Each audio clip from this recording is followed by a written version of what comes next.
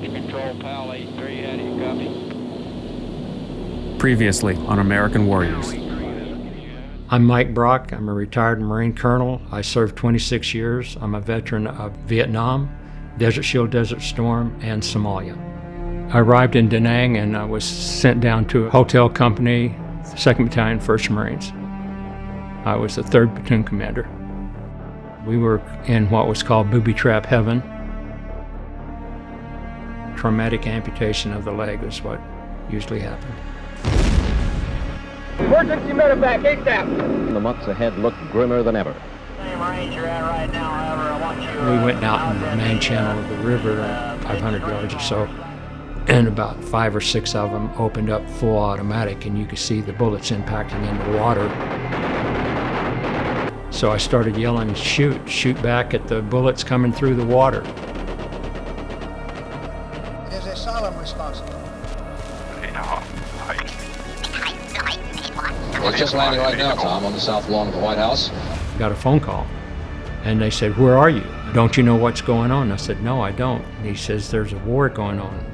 Saddam Hussein has invaded Kuwait." And they said, "Get back." And on the 13th, I think, of August, I took off for Saudi Arabia.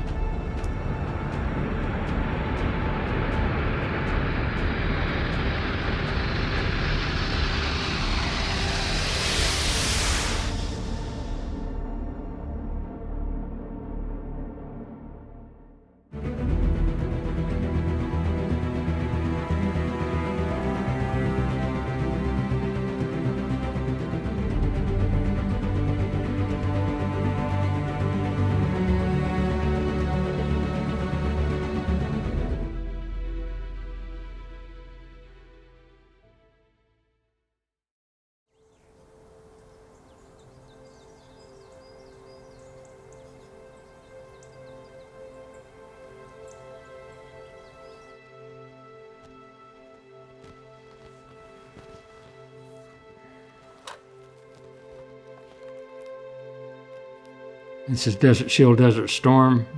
It's pictures of Saudi Arabia and trying to find a better way to camouflage and hide. It would basically use tricks that I learned in Vietnam.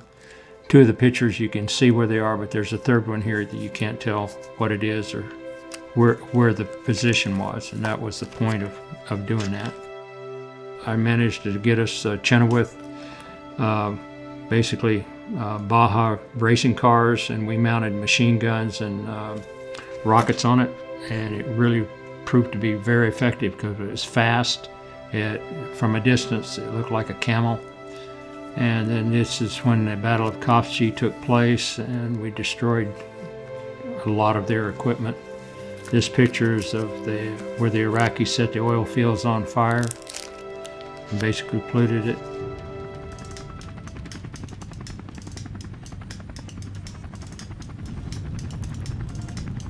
I was a colonel then. I was the commanding officer of the Surveillance Reconnaissance Intelligence Group, which was in support of the Marine Expeditionary Force. I had communications assets, reconnaissance assets, intelligence, and RPVs, remotely piloted vehicles. In the term reconnaissance, you have overhead systems, which are satellites that can be used. We had remotely piloted vehicles which fly more tactical type missions. We had radio battalion, which basically did intercept work, naval air gunfire, so they go out on a ship like the Missouri and do gunfire in support of the operational forces. And then we had force recon that was basically supposed to go into deep reconnaissance and report back to give a comprehensive picture of where the enemy is and what their disposition is. RPVs and force recons were eyes on target. Force recon units were placed on the border in a series of listening posts and observation posts, provide early warning to the MEF and the coalition forces of any enemy movement on the ground. Also, we got a vehicle called the Chenoweth Dune Buggy, which was converted into what's called a fast attack vehicle. We were able to screen for the attacking forces further out on their flanks because we could move faster. It had a lower silhouette. It was a great vehicle to help with the security of the forces. The RPVs would fly over an area where we knew that the Iraqis were and find out where they had armored personnel carriers or tanks or whatever, and then they would report back to the MEF what the locations were. And then all kinds of supporting arms, artillery, and then when we crossed what they call the line of departure, where the troops went across, well, you brought to bear everything the Marine Corps had.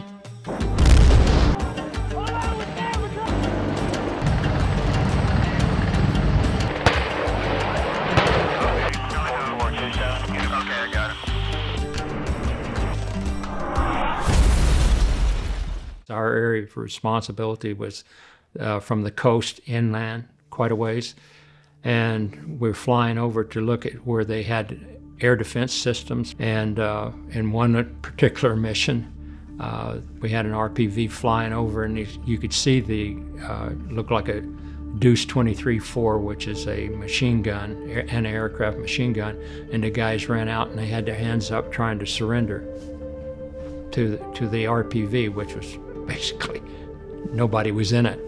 But it gave us a pretty good indication that the Iraqis weren't going to be that tenacious of fighters, I guess. They poured out of their foxholes, almost pitiful in their relief at being able to give up after the long nightmare of bombardment.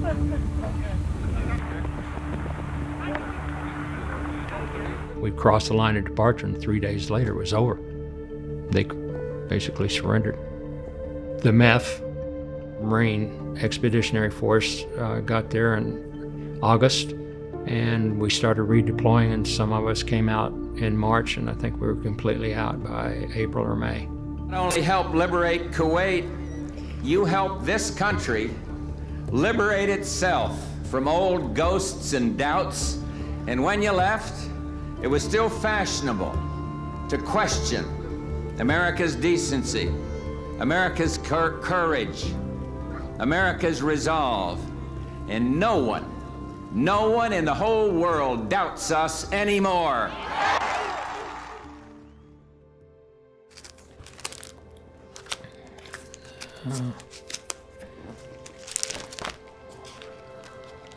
This is coming home from Saudi Arabia. We landed in an Air Force base, and all the kids were there to have us sign their T-shirts and like that.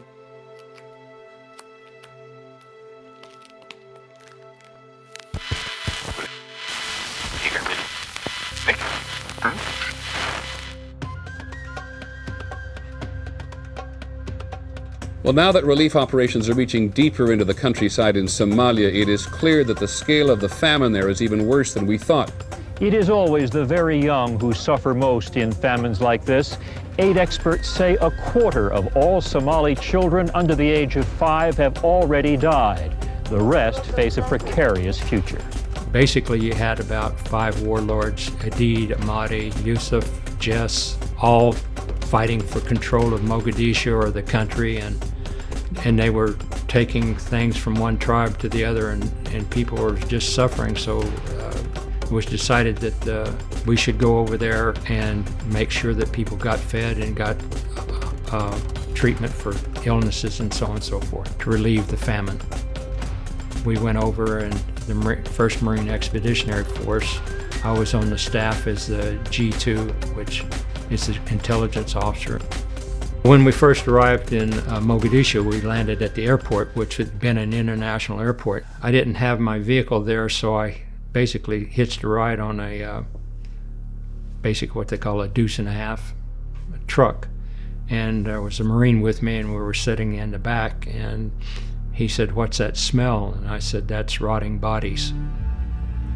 And he says, "How do you know that?" And I said, "Well, you learn that from being in conflict." And Mogadishu at one time was a resort area. The infrastructure was gutted completely. I went out the first day with the French that were there. to see the city, and I said, I've never seen so much devastation without having airstrikes and massive artillery. Everything was just trash and blown up. And the people lived in just little whatever. If they had a tarp, they'd have a tarp or thatch roof, whatever they could find. They made homes out of it. We set up at the American Embassy, which was a compound that had big walls around it. And they had gone so far as to take the piping out of the walls for the toilets. Anything that you could take, they took. And the whole city was just a mess except where the warlords were. And they would protect their little area, if you wanted to call it. And most of those buildings and stuff were in pretty good shape. But the city itself was a disaster area.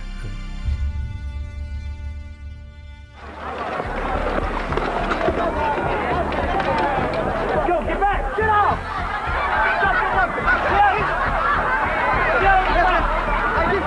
No, stay! My fellow Americans, today I want to talk with you about our nation's military involvement in Somalia. We went because only the United States could help stop one of the great human tragedies of this time. 1/3 million people had died of starvation and disease. Twice that many more were at risk of dying. Our consciences said enough. In our nation's best tradition, we took action. President Bush sent in 28,000 American troops as part of a United Nations humanitarian mission. We saved close to 1 million lives.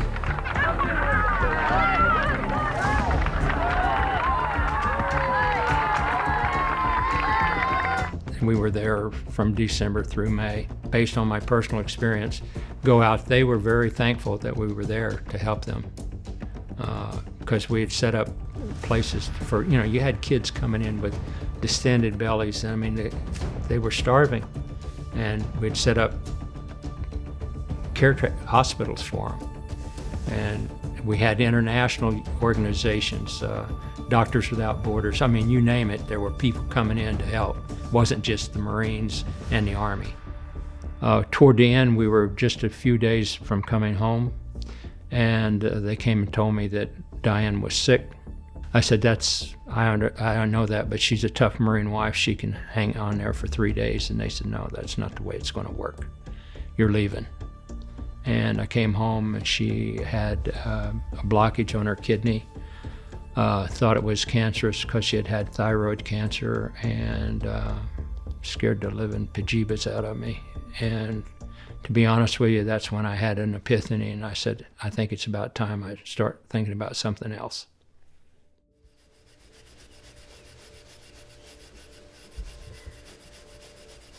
I stayed about another year, and I started looking for different jobs to take.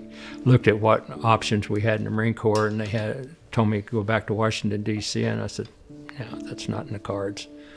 And started looking at the Bend Bulletin, and they had an advertisement that they were going to establish an NJRTC program, and I asked a lot of my troops, I said, what do you think I'd be good at? And they said, preacher or teacher. And I thought, well, this is a teaching job. Maybe I should look into that. So I did. This is another photo album from my years at being a JROTC instructor.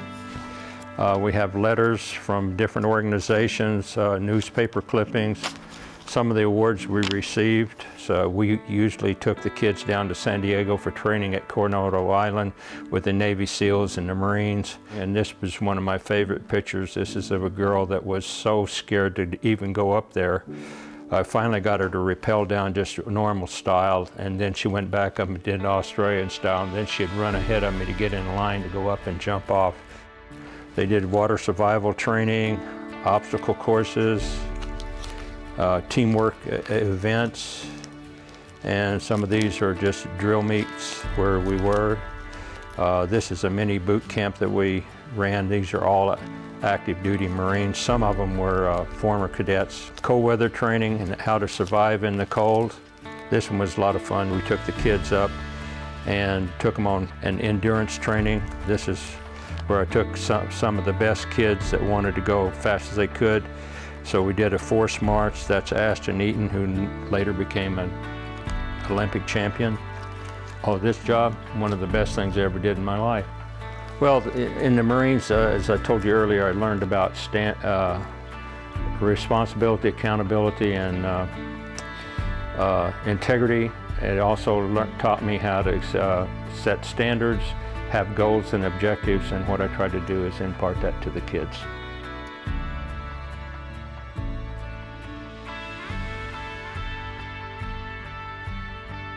I had a few kids that I would say came from a situation that would induce them to take a life that would not be favorable in terms of drugs and alcohol, and watch them pull themselves up by their bootstraps and become highly successful. And that's very rewarding to see a kid, in spite of what they're having to deal with, achieve and be successful. Maybe I had a small part in it. Well, in a nutshell, I'm a better human being than they got by a long shot.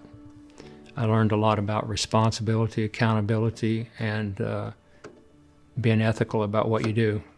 Try to do, at least. That's it.